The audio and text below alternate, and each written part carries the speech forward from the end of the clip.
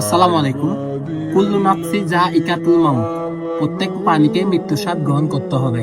হায়াত এবং রিজিকের মালিক মহান আল্লাহ তাআলা। পৃথিবীতে আসার সিরিয়াল ঠিক থাকলেও যাওয়ার কোনো সিরিয়াল নাই। ছেলের কাঁধে সন্তানের লাশ দুঃখজনক হলেও এটাই বাস্তবতা। বিপরীতে বাবার কাঁধে সন্তানের লাশ আসমান ভেদ করে জমিনে পড়া এক ভয়ঙ্কর বজ্রপাত। আমাদের এক ভাই কালকে রাতে খবর দিয়েছিল বারকুণ্ড নতুন পাড়া হারুন ভাইয়ের ছেলে মেহেরাজ ব্লাড ক্যান্সারে আক্রান্ত। দয়া করে আপনারা একটা মানবিক ভিডিও বানান যাতে ছেলেটার উপকারে আসে।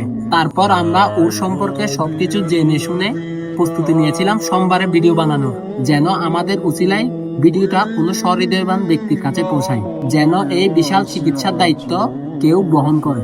কিন্তু মহান আল্লাহ তাআলার ডাক পড়ে মেহেরাজের কানে। আপনাদের দুঃখের সাথে জানাচ্ছি যে আজ সকালের দিকেই মারা যায় মেহেরাজ। আমরা সাময়িকভাবে স্তব্ধ হয়ে যাই।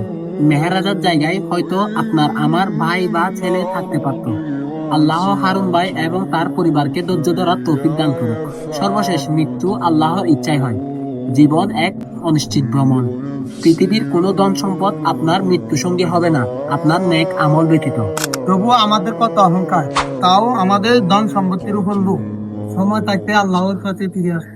তাই আমাদের সবার উচিত মৃত্যুকে প্রতি সেকেন্ডেই স্মরণ করা। আসসালামু আলাইকুম।